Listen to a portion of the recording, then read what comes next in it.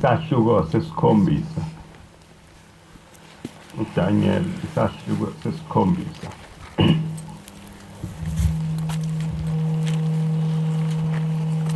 Ngonyaka wokuqala kaBelshazari inkosi yaseBhabhiloni, uDaniel wabona iphupho nezibonakalo zekhanda lakhe okhukhweni lwakhe. Lapha waloba iphupho, watshela isihloko sezindaba. uDaniel wakhuluma wathi, ngabe ngibona esibonakalisweni sami ebusuku, bheka-ke imimoya emine yezulu yayivunguzela phezu kolwandle olukhulu. Zathi izilo ezine ezikhulu zaphuphuma elwandle, zazihlukana esinye kwesinye. Esokuqala njengengonyama sibe namaphiko enqe. Ngabe ngibheka aze ahluthwa amaphiko aso. Sathi saphakanyisa phezu komhlaba, samiswa ngezinyawo njengomuntu, saphiwa inhliziyo yomuntu. Bheka-ke isilo esinye sesibili sifana nebhele, samiswa ohlangothini olunye, saba nezimbambo ezintathu emlonyeni waso, phakathi kwamazinyo aso. Basho njalo bona kuso, suka udle inyama eningi. Emva kwalokhu ngabe ngibona, bheka-ke esinye sinjengengwe, sibe namaphiko amane enyoni emhlane waso, namakhanda amane abe sesilweni, nokubusa kwaphiwa kuso. Emva kwalokhu ngabe ngibona ezibonakalweni zobusuku, bheka-ke isilo sesine esisabekayo, esinamandla, esadlula kakhulu, sasinamazinyo amakhulu ensimbi. Sadla safohloza, sanyathela okuseleyo ngezinyawo zaso. Sona sahlukana nezilo zonke ezibe phambi kwaso. Sasinezimpondo ezi10. Ngabe ngibhekisisa izimpondo, bheka-ke kwaphuma phakathi kwazo uphondo olunye oluncinane. Zathi ezintathu izimpondo zokuqala zadonyulwa phambi kwaso. Bheka-ke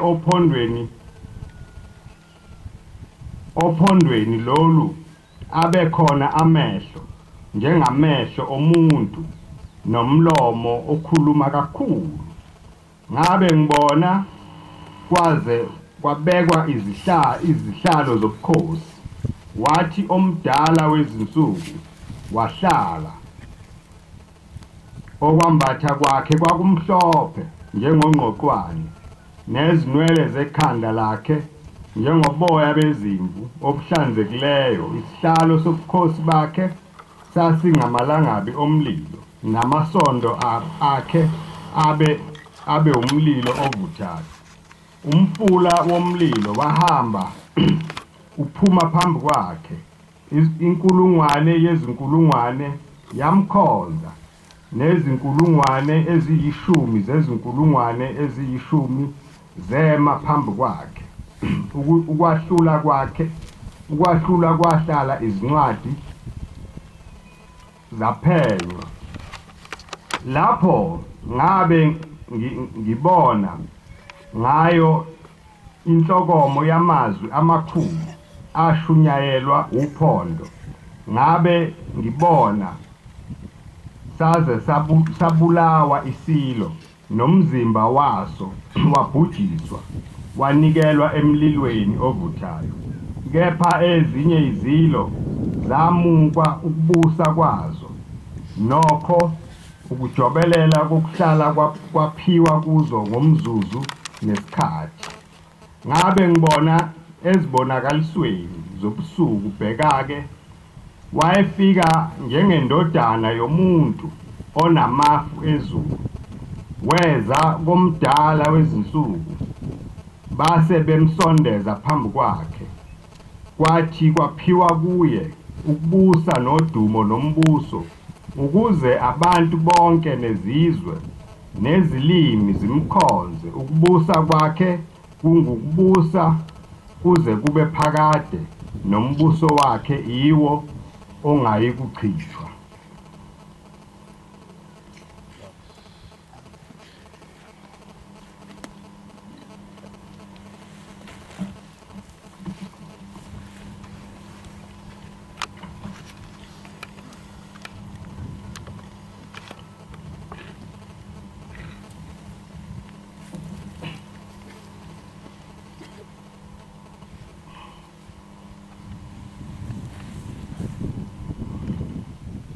Lapha ngimi khona,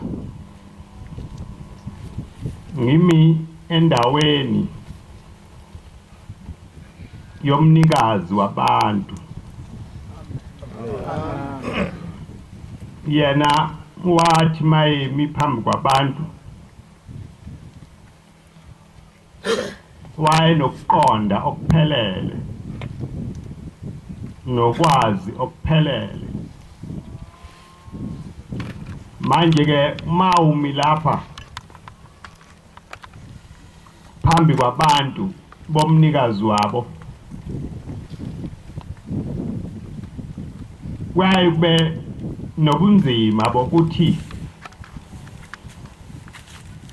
ungakhulumi okuthandwa uwe, okungenza abantwana bakaNkulunkulu bahlubuke, ngoba laba bantu uma belapha babizwe umnikazi wabo ngabanye. Uma esebaqoqile kufanele ukhulume wazi, ube nakho ukucabanga nokwesaba novalo lokuthi ungabenzi laba bantu bahlubuke.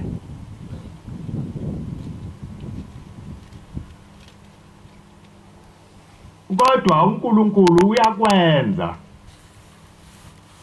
ukuthi nabantu abafana nami, abantu abanezono, abantu abanamacala, beme njengoba ngimi.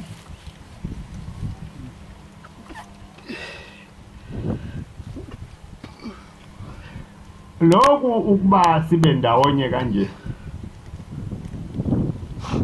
ngihlale ngisho phakathi kwenu ngithi akusikho okwethu, okaNkulunkulu lo owasithandayo,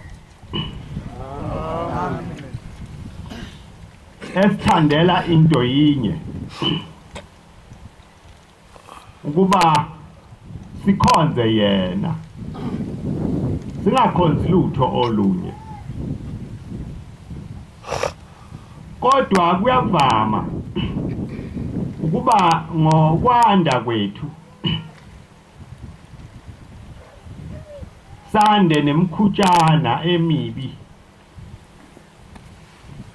sande mhlawumbe kwande nezifiso okungesizo ezikaNkulunkulu phakathi kwethu. Senziwa ubumnandi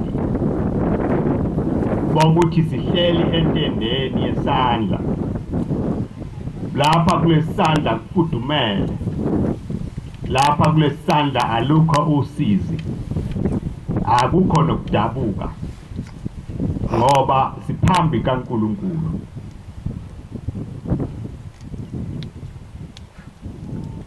Le ndlela kaShembe ayiqalanga kalula.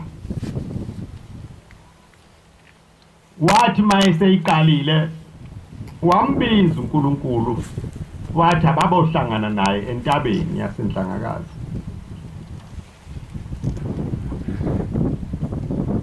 Uma esefikile ke uShembe la engazi ukuthi ubizelweni,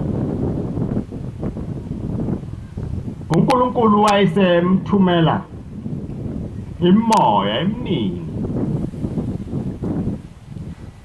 wayefuna inhliziyo yakhe ukuba aqine, ukuba njalo noma ngasiphi isikhathi angehluleki ukwehlukanisa okaNkulunkulu nokwabantu. Uma esefikile la entabeni kwafika izinto eziningi ezazimoya, ziza ngezindlela eziningi, okunye kuyizilwane. Zifike lezilwane zizenze zibe zinhle, zithandekise phambi kwakhe, zithi cha nje umhlelana nje ulinde mina. uShembe ahlala ibuke lento abese yenqaba athi cha, hayi mina angizile kuwe. Yehlukana lemoya iza ngeinhlobo. uShembe wafike wayenqaba.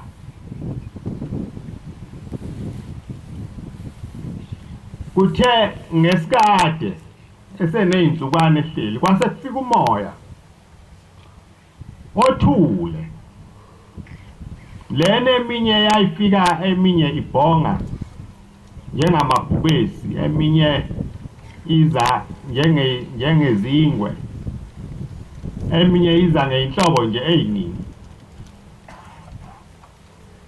Wayesiyawuvuma-ke lo moya, athi mayewuzwa wawuzwa ukuthi umoya ofanele ukuba okaNkulunkulu lo esimkhonzayo.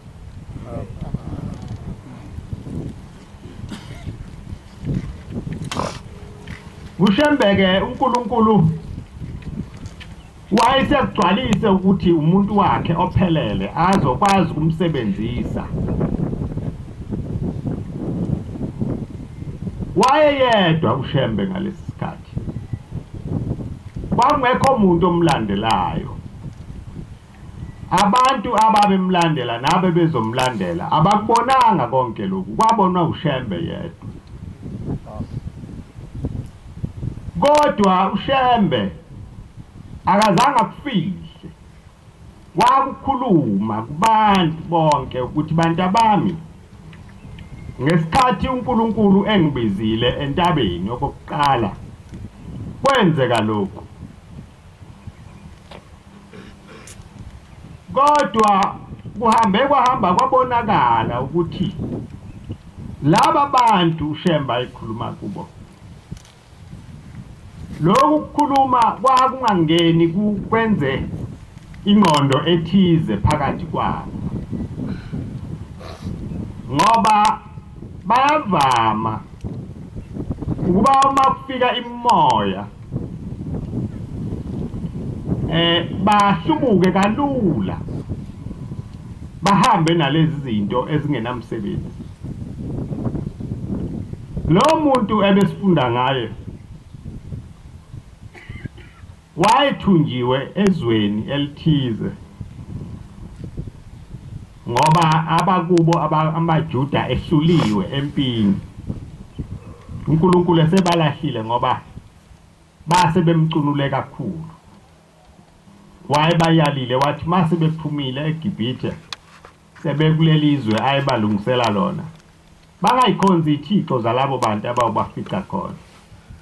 Kodwa bahlala bahlubuka bonke, bahlala baba ingcosana nje abasayazi indaba yemiyalo ababeyalwe ngayo. Bafana nathi njengoba sinjena nje. Kwase bamnandi, bahlala kahle, ababe besaswele lutho loluju lwey'nyosi nobisi ababethenjiswe lona. Lwase lubahlala ey'ngqondweni, ababe besambona uNkulunkulu, benzwa ubuhle bezwe abahleli kulo, benziwa ukungesweli. Isitha sabo sase siyangena kubo kancane, bakhombisa izithixo zaso bahlubuka abahlubukanga bonke kanye kanye babehlubuka ngamunye ngamunye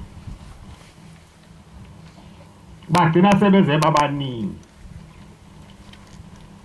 lo muntu kuma esethunjiwe ubona lesi sibonakaliso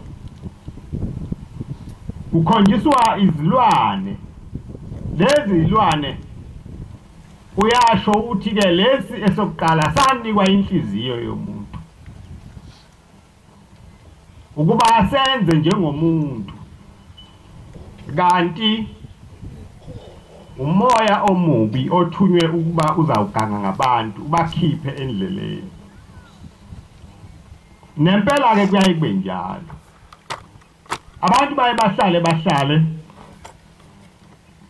bese bezakha izinto ezinjengalezi ebesifunda ngazo bakhombe nezimpawu bakhombe nani nezathu zabo zasemhlabeni bese bebona ukuthi awu lo unje lo ufanele lo unje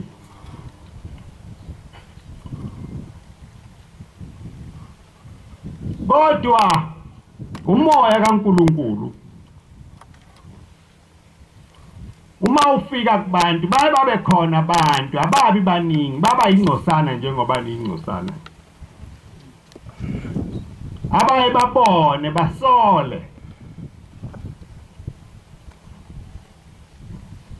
ukuthi cha uma bekumoya kaNkuluNkulu lo bekungeke kube nje ngoba bayazikhathaza ngokwazi izimpawu ezifanele ukuba zibe khona mhlawumbe kulesi sikhathi esikuso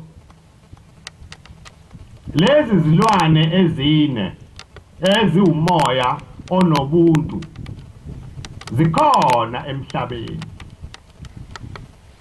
ziyasebenza lokho ezakhelwe kona ukuba zizenze sengathi ziwuNkulunkulu lo enimlandelayo kodwa bese bebakhona abantu abangebaningi abathi mabeyibuka lento bashawe uvalo imvama ke yalezi zinto zakhiwa ngabantu eze umuntu eseyiphethe kuwe lento afike ayincome athi uyayibona yini lento uthi wena cha ngiboni abese ke kulandisa ke zonke izinto engenamsebenzi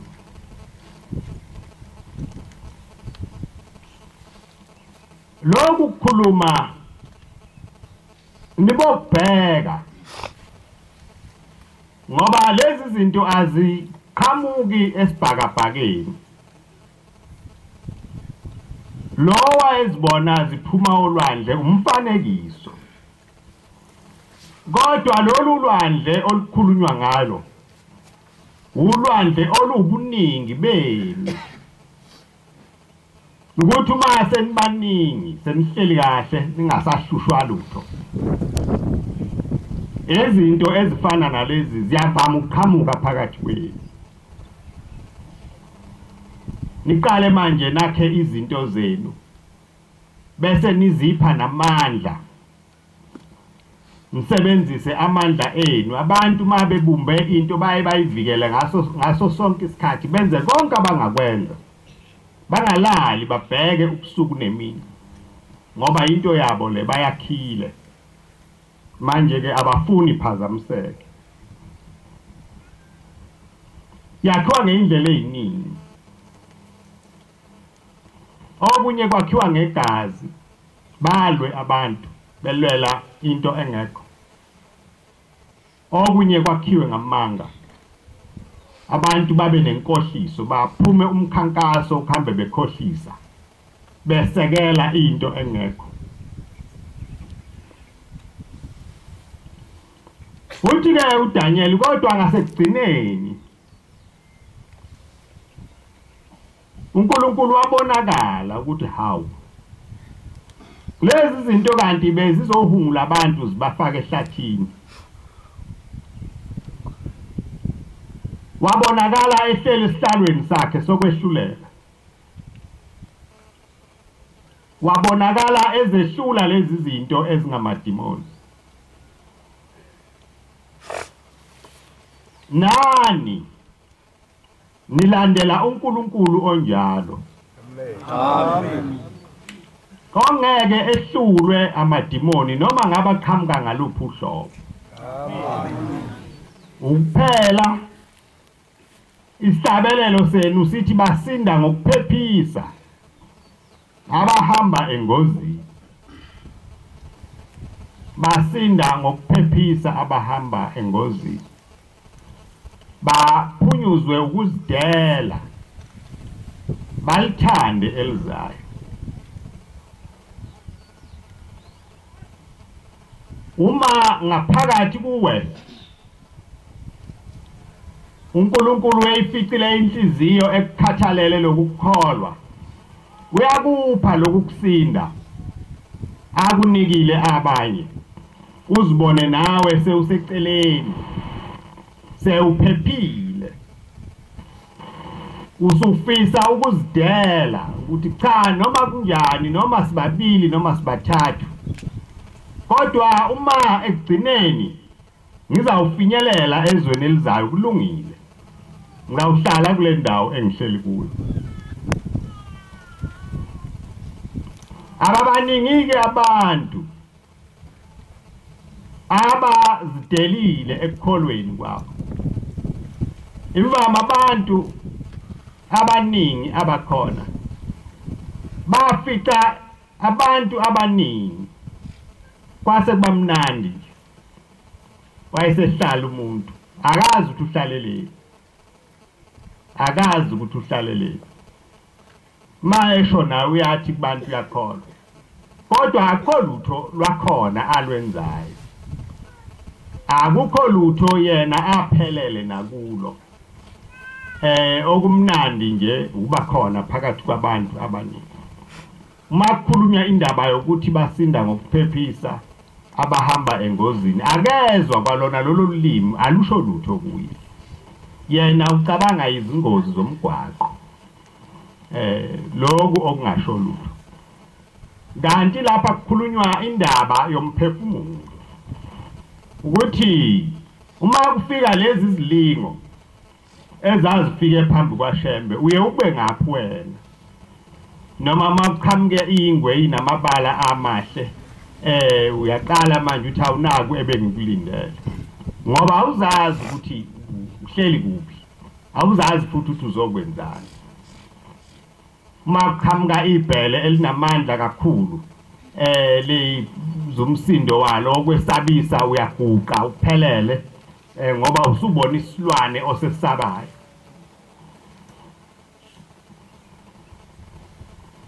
Kanti uNkulunkulu owasibizayo konke lokhu yena akuzange kumenze lutho, kwamshiye njalo. Kodwa kwathi makufika umoya othule lo wasezulwini, wawuzwa, wawubona ukuthi hayi ke lo moya umoya wasezulwini lo. Uthi kuNkulunkulu mayese ukhethile uShembe, uthi ngiyabonga Shembe ngoba ukhethe kahle. Kusho ukuthi le ndawo ayekuShembe wayephakathi kokuba uNkulunkulu amlahle ngokuthi wehlulekile ukukhetha umoya kaNkulunkulu.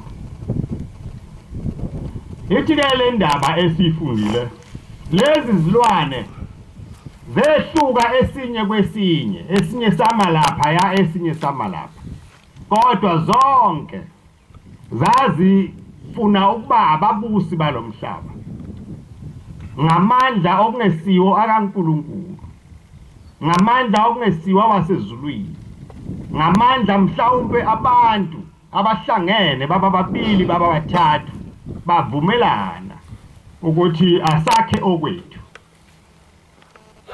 mhlawumbe ngamandla amakhosi athize, mhlawumbe ngamandla ezidakwa zihlangane zithi hayi le ndaba kaShembe hayi ilikhuni uma kungadli utshwala, asifuna wethu ongeza ukusinaka noma siyaphuza noma senzani, sihlale nje naye, angaboni lutho oluphambene ezintweni esizenzayo.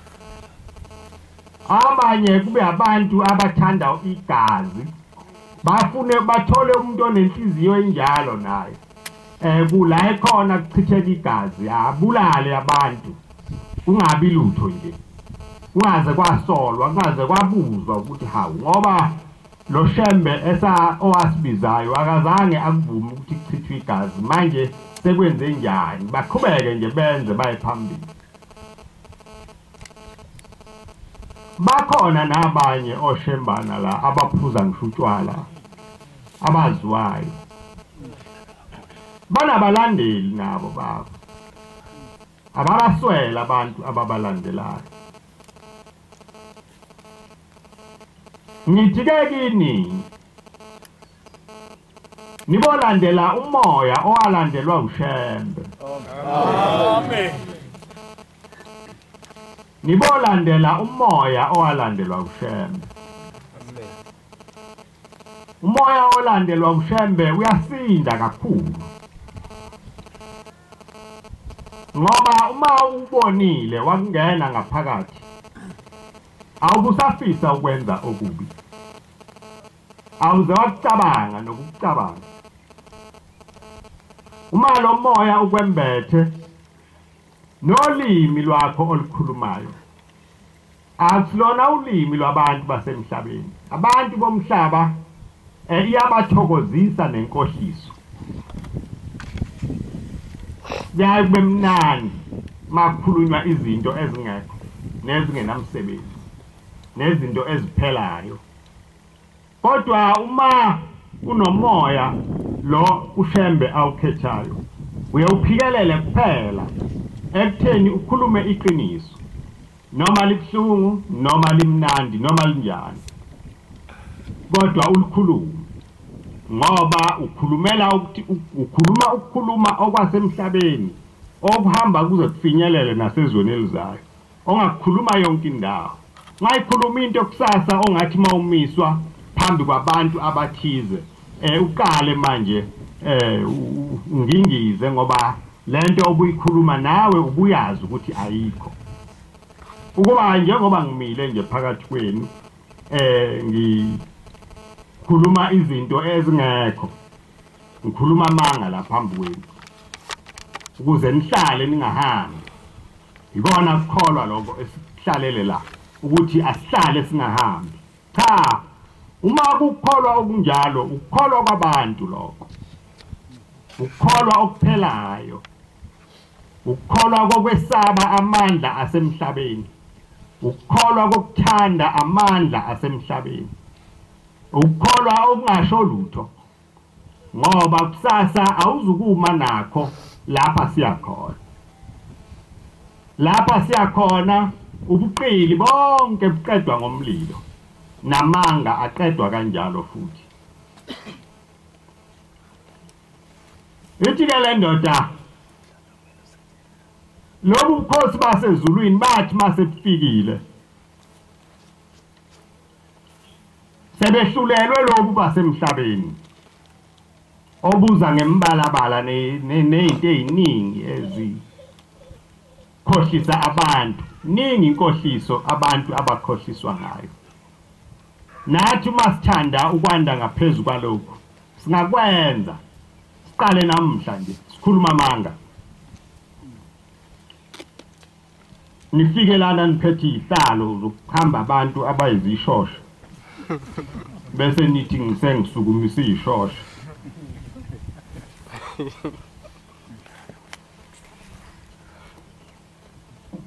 nami ngisukume la phambi kwenu ngithi sengikhathele abantu beza lana angazi manje ukuthi ngizobenze njani ngikhuluma amanga into engazibonwe umuntu okunye ningibhalele khona phansi ngoba vele mina angazi lutho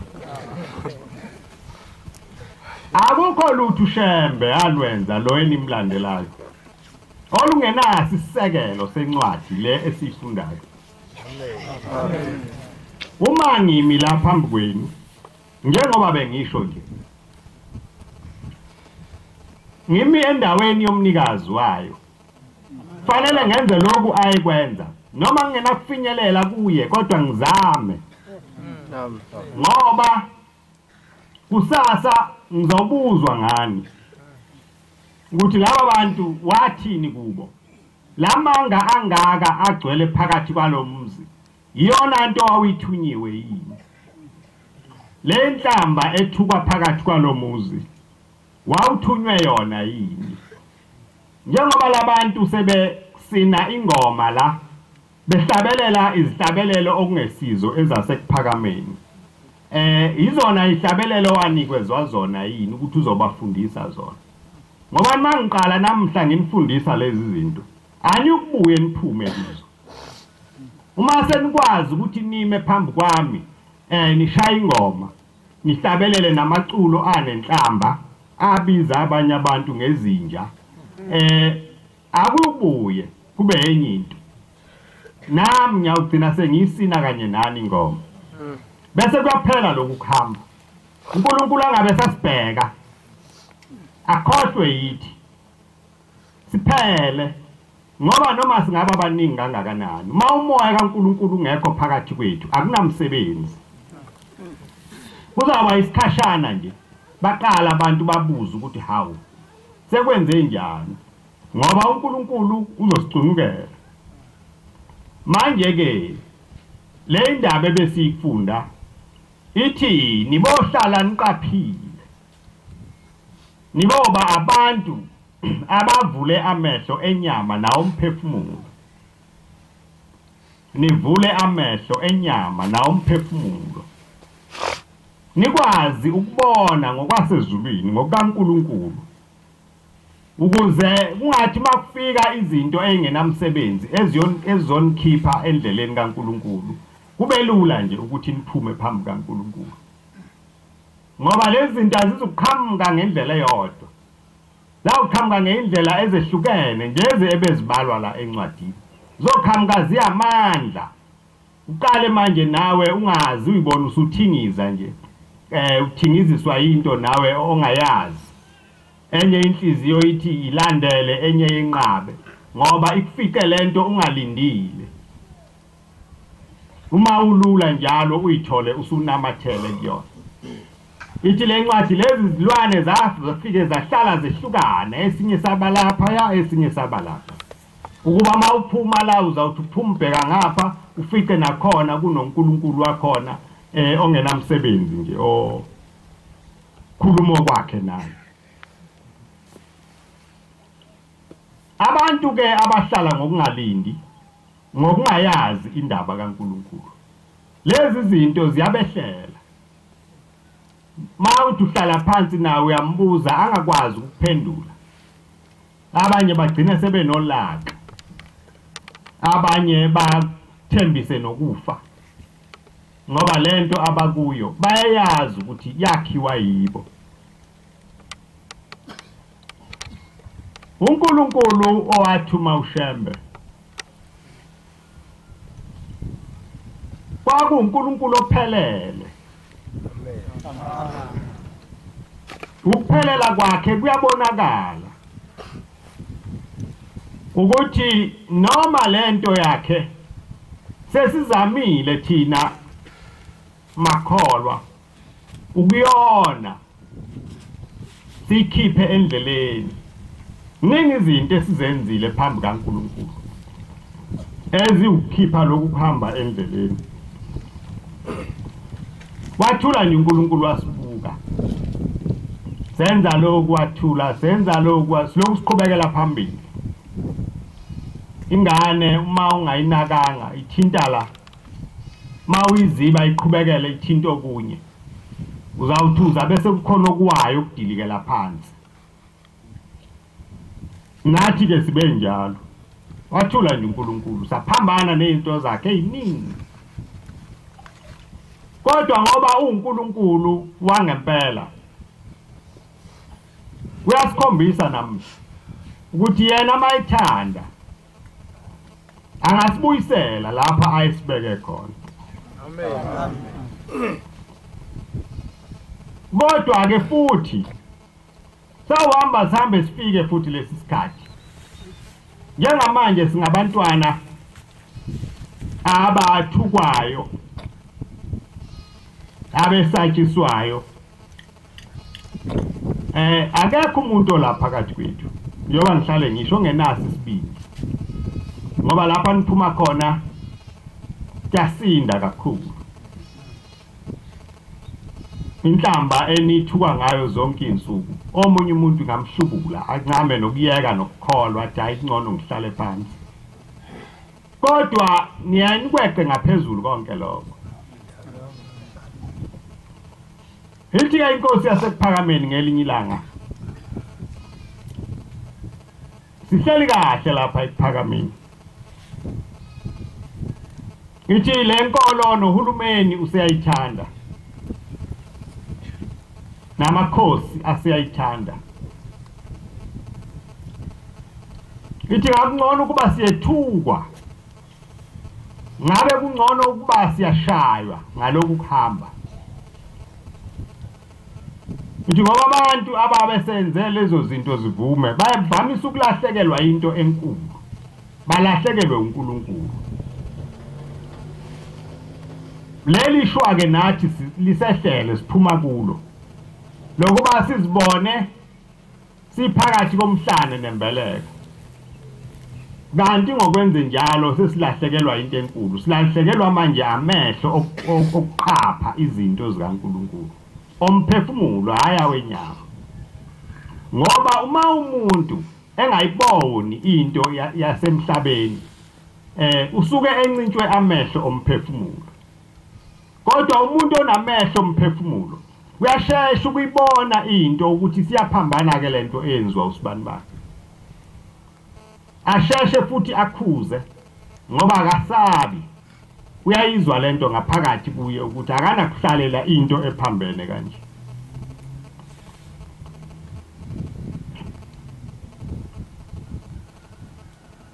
akukho lutho ushembe asifihlela lona thina asakhiwe ubuqili basemhlabeni sakhiwe umthetho kaShembe lo engikhuluma ngawo kulezi insuku ezidlule ukuthi uma sinje asibe ngabantwana abathokozayo emthethweni kaNkulunkulu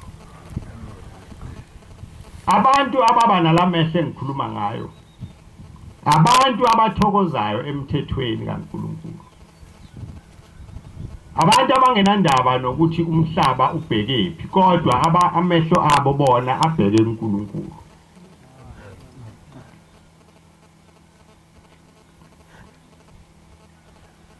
abantu ke abethukwayo njengathi basondele kakhulu kuNkulunkulu imvama yethu namhla silala sithandazile sonke ngabanye sithandazele konke sinakho sithandazele nokuvuka siye emsebenzini sibuye siphephile silale siphephile nabantwana bethu ngoba uzawuthi uphuma nje uhamba buhlangana nomuntu ekukhwifa ngamathe ekubiza ngayo yonke into ekhona kodwa akekho phakathi kwenu oseke waphakamisa isandla phezulu kwabantu niyentaba ukuthi kwenziwa yini kwenziwa uNkulunkulu usuke ezibabaza ngoba uma ususiphakamisile isandla uzawutholakala ususejele izingane zakho zihlupheke uma usiphakamisile isandla utholakale sewubulele abazali bakho bahlupheke kodwa konke lokho akukasehleli ngoba lo nkulunkulu esimkhonzayo unamandla amakhulu uye lo owahlenga uShembe kuzo zonke izilingo ezaziphambi kwakhe nathi ke sibothandazela lo nkulunkulu ukuba nathi asihlenge asihambise ngendlela enhle asihambise ngendlela ezokwenza ukuba siphile ngokwasemhlabeni nongakwesizweni elizayo ukuze kufike isikhathi lapha sizayikhuluma khona le ndaba ngoba namhla sikakwazi ukuyikhuluma kwabanye ifiksela usizi nenyembezi abanye bahlale bekhungathekile nje bangazi ukuthi emhlabeni kwenzekani Kodwa uma uyifunda le ndaba kaDaniel ebengiyifunda uyabona ukuthi la emhlabeni ikhathi ezinjengalezi zihlale zibe khona. Ngithele moya iqhamuka olwandle entweni enkulu ebanzi kakhulu. Nayo le esiqakazisile njengamanje umoya. Iqhamuka kulo ulwandle amaNazaretha aphenduke aba into enkulu eningi. Isikhathi eside ngwase kuqhamuka le moya. Ithi incwadi laba abantu banikezwa lezi zilwane zanikwa inhliziyo yomuntu. Le moya mayizosebenza ingena kumuntu aphenduke umuntu enze izinto ezisimanga niba sathe uyayibuza ukuthi hawu umuntu angakwenza kanjani lokho kanti kuye kungene isilwane moya omubi ngene ngaphakathi kwakhe waba into yonke waba isibindi sokwenza okubi nokuphambene abese banamandla nabantu bambone namandla kakhulu engena kuthintwa lutho kanti uNkulunkulu umbekele usuku lokwehlulela okuzathi umoya kaNkulunkulu usubonwa yiwo wonke umuntu baqala abantu bangazi ukuthi insipho yokugeza konke lokhu izawuqhamuka. Abanye bahlubuke bashiye phansi ukukholwa ngoba esezibona ukuthi ukukholwa kumehlulile akambonanga uNkulunkulu umoya wakhe akazange awuzwe umoya wakhe akazange awuzwe njengoba ebekhuluma umshumayeli ekseni uNkulunkulu wenu unothando olukhulu kakhulu olungaphezu kwazo zonke izinto. Yithi inkosi yasePhakameni ngelinye ilanga mayikhuluma ngalolu uthando iyalinganisa.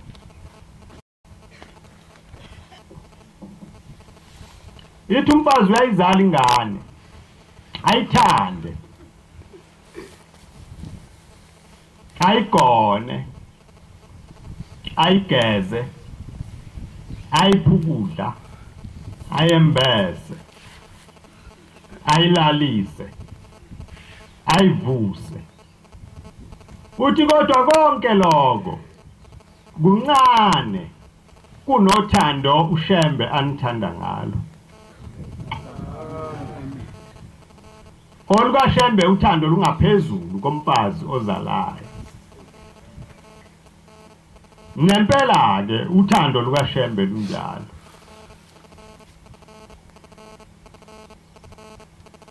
Uthando lukaShembe lunjalo. Nathi sithi masizibuka sizibone ukuthi besingenze lutho olwenza ukuba sifanele ukuba uNkulunkulu abe nathi kangaka. Kodwa ukwenzile nje yena ngomsa nangothando lwakhe. Ngakho ke asinalutho olunye okufanele silidumise nokufanele silibabaze. Sifanele ukubabaza lo msa nalolu thando. Kodwa ngaso leso sikhathi isihlabelele sisihlabelelile sithi thina siyesaba.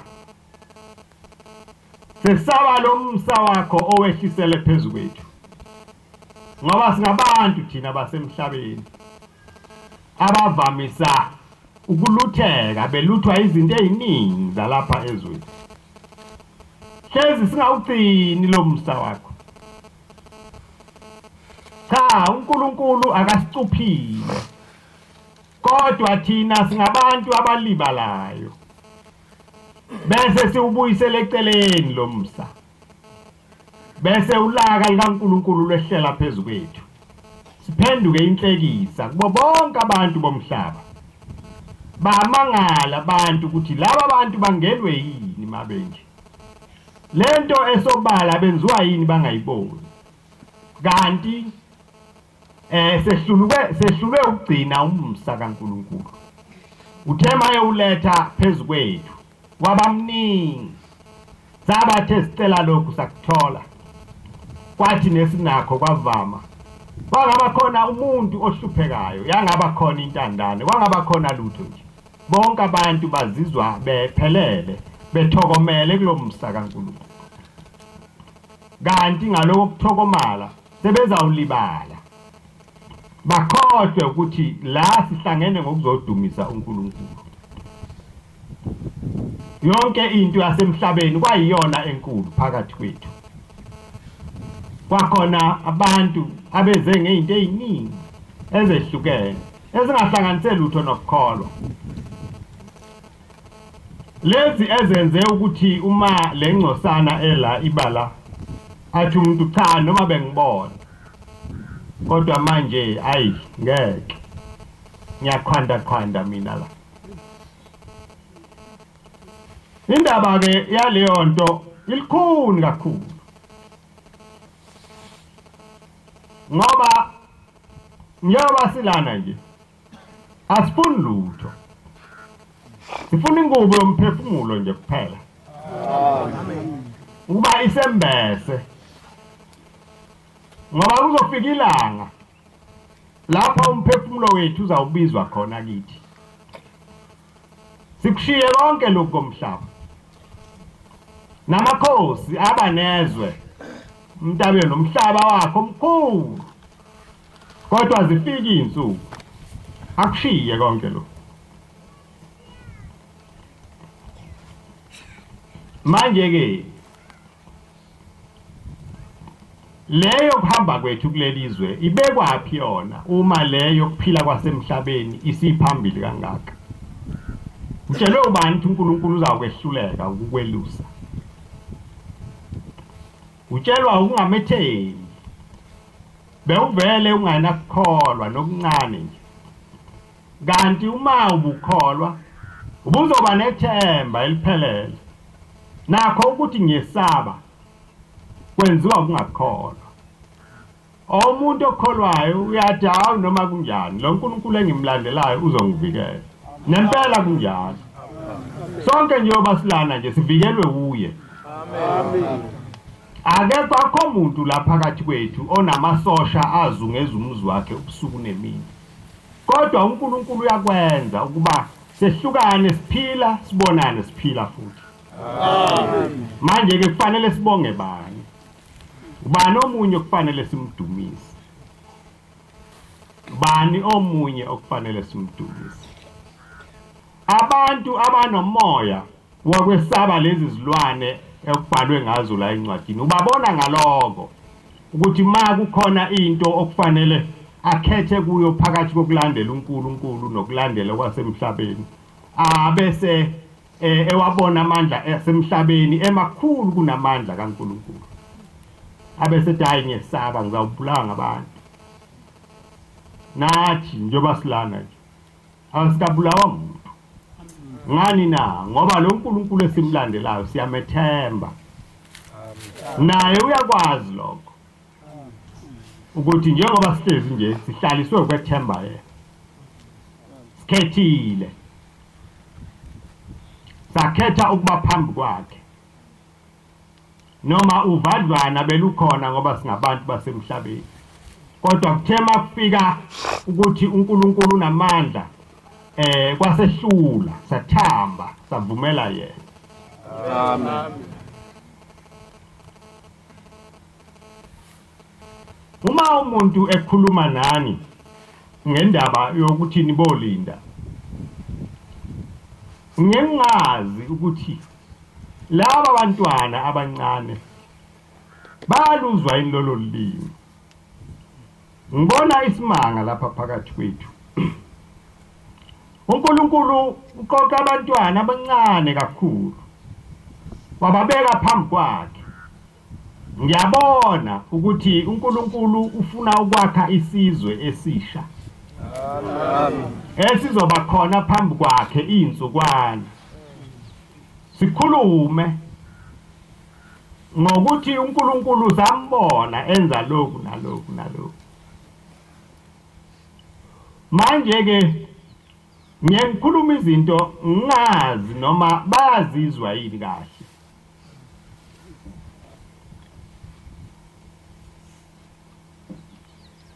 noma kuyenzeka inokunye bangakuzwa kodwa babe novalo besabe ukubuza ukuthi ukulinda lokhu yini njoba kuthiwa sibolinda yini leno kufanele kwenziwa njani fanele ngihlale phi kufanele ngilinde cha bolinda nje sonke isikhathi noma uhamba noma usebenza noma ukuphi ungakhohlwa ukuthi ungumntwana wasekuphakameni ikhona kulinda lokho ukuhlala njalo ukukhumbula ukuthi wena ungumntwana kaShembe emva kwalokho bese kuqhamuka umbuzo Shembe ngibani Shembe wayezofunani Shembe yini angayifuni lembuzo yonke iqhamuka kuleli igama lokulinda izawuqhamuka lapho nje ngesikhathi uyiphendula lembuzo ulindile uphelele ngisho ngaqhamuka mphusathane ngeke kwehlule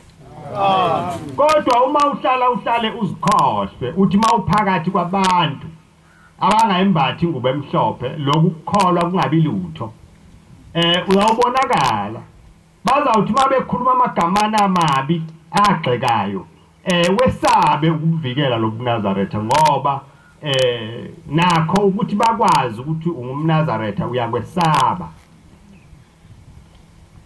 ngani na ngoba lezi zimpendulo ziqhamuka kuwe ngaphakathi isho njalo incwadi yamazwi ahlakaniphile ithi linda inhliziyo yakho ngaphezulu kokulinda konke ngoba kuyo kuphuma amanzi okuphila nawo kufa amanzi aphuma kwinhliziyo uma ungayilindile inhliziyo yakho kuzawuphuma amanzi amabi okufa awuzukuzibona izinto ezokukhipha ekukholweni awuzukuzibona impawu okungesizo ezikaNkulunkulu ngoba umuntu nje ongalindi ongeza ngakucabanga ukukholwa kwakhe ukuthi kusukaphi kugcinephi umuntu olindayo nezono zakhe akayitshelwa ngabantu uyazazi yena uyazibona ukuthi mase nginje ngcolile ayikhulekele kuNkulunkulu uthi inkosi ngigeze ngoba umase nginjena angikakufinyelela phambi kwakho bathi beqamba abantu befika kuwe bezokukhokhela bafike vele wena sewukhokhelekile njoba ngihlale ngisho nje ngithi umuntu ongazange ayikhokhela akakhokhelwa umuntu nomkhuluma naye akezwa kodwa umuntu ozikhokhelayo oyayi alinde ahlale phansi azibuze konke aziphendula acike ngenhliziyo yakhe lokhu kukholwa kwenu ithi inkosi yakusephakameni akusikho kwamakhathi ezima akusikho ukukholwa ukuthi utshelwe umuntu ukuthi indlela kaNkulunkulu ihamba kanjani ukukholwa kokuthi uzifunele wena indlela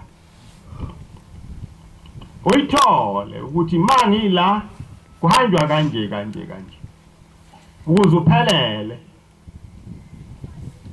akukho lutho esilifunayo masila sifuna ukuphelela phambi kaNkulunkulu ngoba uNkulunkulu usizile wasiphephisa kuzo zonke lezi zilwane ebeziqhamuka kuthiwa zinamandla kodwa uthi mawusasibuka amandla azo usondele eduze ufice izinto eziningi eziphambene nezinto zikaShembe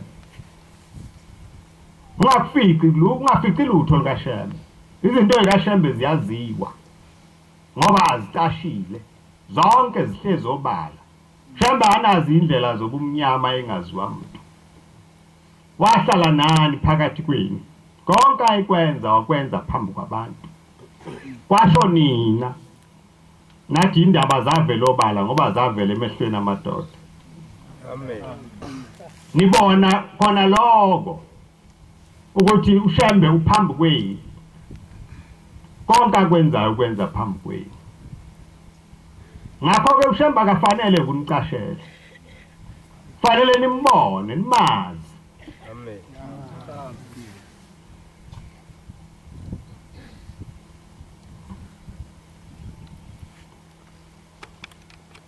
uthokoza nganeliswe ngayeku konze nganga uthokoza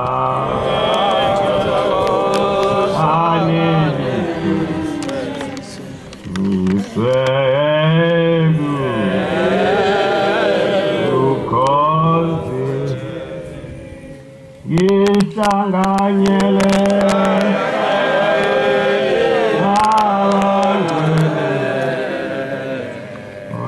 abahlala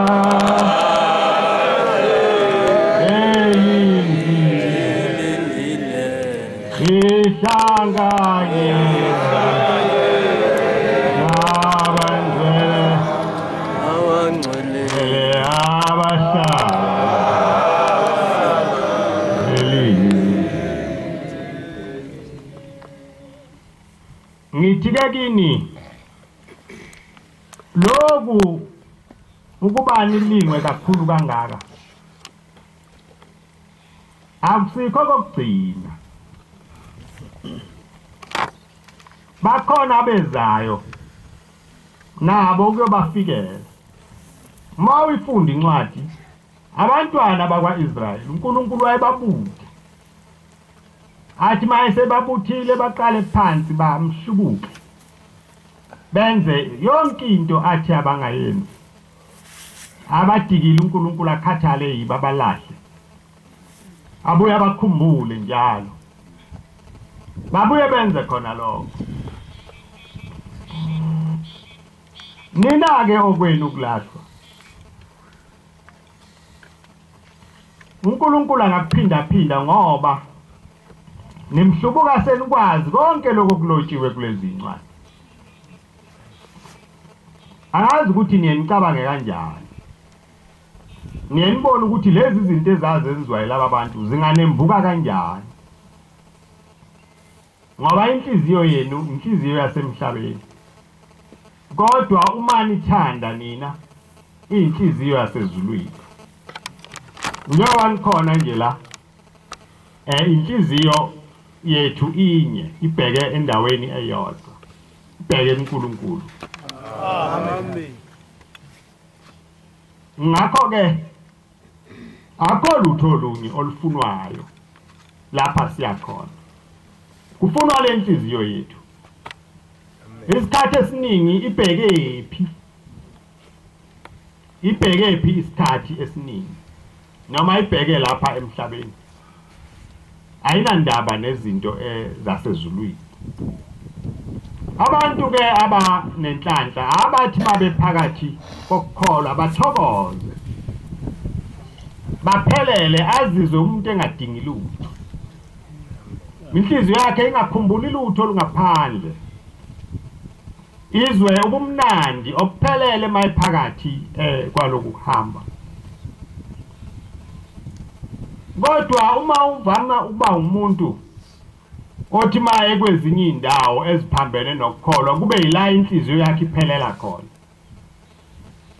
usengozini kuyawuba lula ukuba sibone singasakuboni phambi kaNkulunkulu noma ube khona kanti sewembethe nje isidwedwe esimhlophe ingubo emhlophe le kaShemba kwembesa yona kade yahamba ngaphakathi kuwe ngoba le ngubo esiyembethe engaphandle ivunana nengubo emhlophe engaphakathi kuwe uma uyembethe ngaphandle ngaphakathi ungayembethe akusho lutho akusho lutho akusho lutho asinakuya kuNkulunkulu ngokukhohlisa naye uNkulunkulu singeze samkhonza ngokukhohlisa uthi ngenzela ukuthi babone ukuthi nami ngiyamkhonza cha kukusiza ngani kukusiza ngani ngoba uyabona yena ubona konke okufihliwe mawumkhonza phelela mkhonze uphelele sho njalo uShemba uthi umkhonze ngokumthanda ikona ukuphelela lokho ukukhonza uNkulunkulu ngokumthanda uma uphakathi kwabantwana bakhe uzize ungeswele ungadingi lutho ungalambi ungezwa ngisho indlala ngoba uphakathi kukaNkulunkulu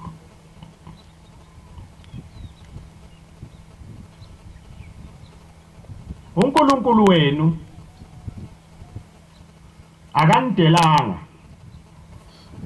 ngoba laba bantwana engikhuluma ngabo bakwaIsrayeli noma sebedingisiwe bathunjwa kwamanye amazwe babe khona abantu abanjengalomuntu ebengikhuluma ngayo uNkulunkulu ayebahambela afika aziveze kubo ukuthi ukhona nobukhulu bakhe aveze bambone ngani na ngoba bona inhliziyo yabo yayinamathele kulezi zinto abayifundiswa oyise noyise ababeyifundiswe oyise mkhulu oyise mkhulu ababeyithathe kuNkulunkulu uNkulunkulu ekhulumile nomuntu wakhe uMose ukuthi fundisa laba bantu ingakho ke nje la phambi kwami kukhona abantu abakhona ngoba bakhumbule izinto ushambe abafundisa zona zaxoxwa kubo abazali babo abanye zaxoxwa kubo oyisemkhulu bathi mabebuka babona ukuthi cha lokhu okwakukhulunywa safundiswa ngakho akwazi ukuhamba kule ndawo base bebakhona ke laba bantu Amen. nibogcina lokho nikwazise kube yinto kini enkulu kunezinto zonke umuntu angaba nazo ngoba ngezi zilwane azimile ngancane ezinye zingemva ezinye zingaphambili ezinye isemaceleni uzawuyikhohlisa wena uthi hayi sengisinqobile kanti kukhona esinye obungakasiboni esawuqhamuka naso ngendlela yaso uyibone ususebumnyameni umuntu ke akabokulinda ukukholwa kwakhe akubeke kuNkulunkulu namandla okukholwa aqhamuka kuNkulunkulu umuntu acele njalo ngesikhathi sonke ukuthi uNkulunkulu akagcine ungahambi ngokwakho uhambe ngokothando nangomsa wezwi likaNkulunkulu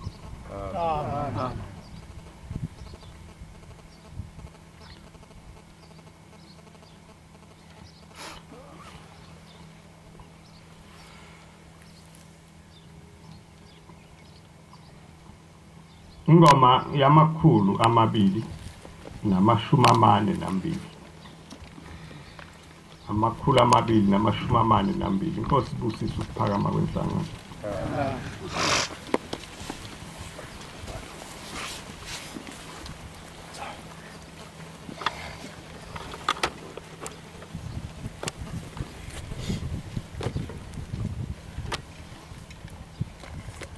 Kosi yetu simate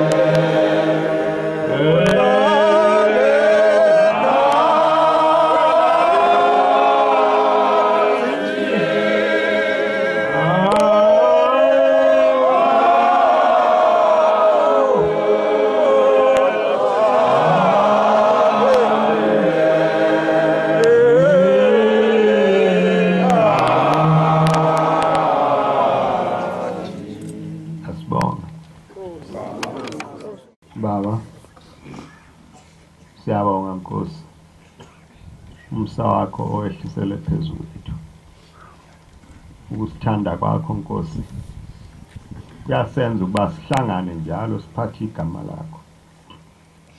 Siyacela ke Nkosi uma siliphethe igama lakho siliphathe ngobuhle, siliphathe ngobungcwele. Singakhuluma Inkosi okwethu, singakhuluma Inkosi okujabulisa abantu.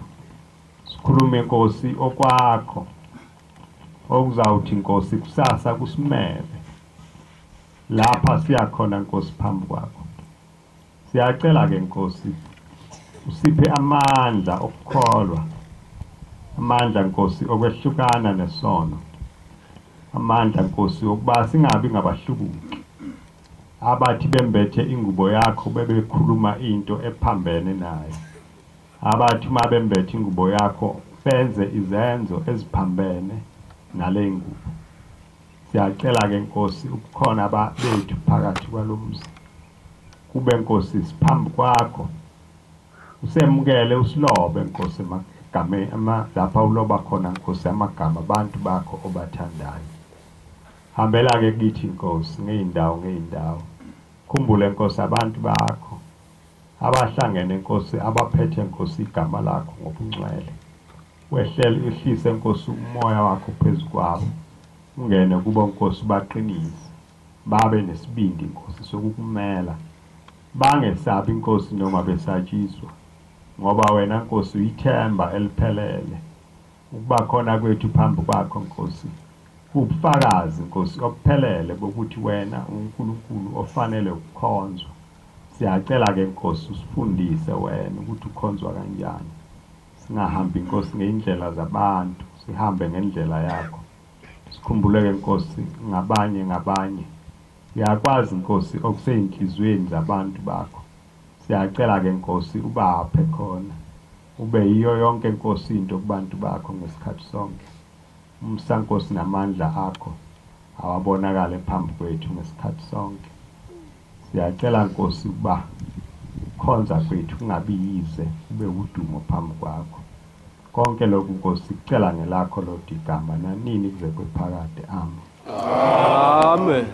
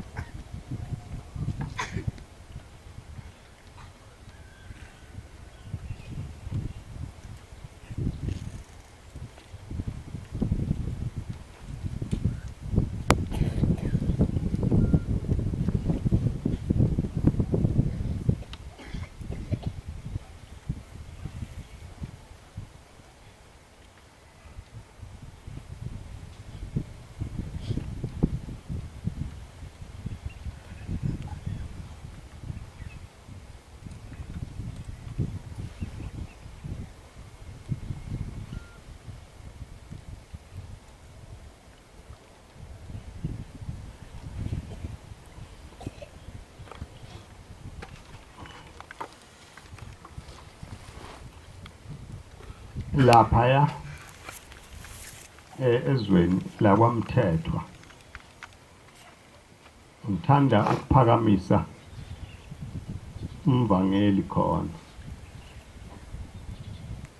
umthethwa lo mkhwenyana uzoba umvangeli ezweni lakwaMthethwa. Amen.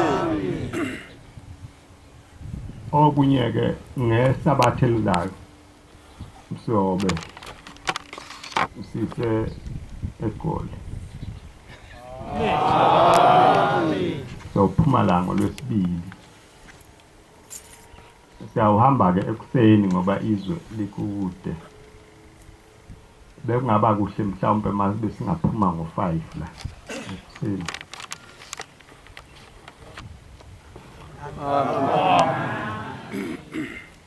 Inhlangano kaSeptember iyawuba lapha ekhaya. Noma besingacabanga ukuphuma khoqa ukuthi ngamhla zintathu kuyo lenyanga ezothwasa siyobe siqala indaba yokugijima ezinkantolo. Angazi ukuthi izinsuku zakhona zingaki kodwa ke usuku lokuqala umhla ka3 September. Ngiyabonga Nkosi. Amen.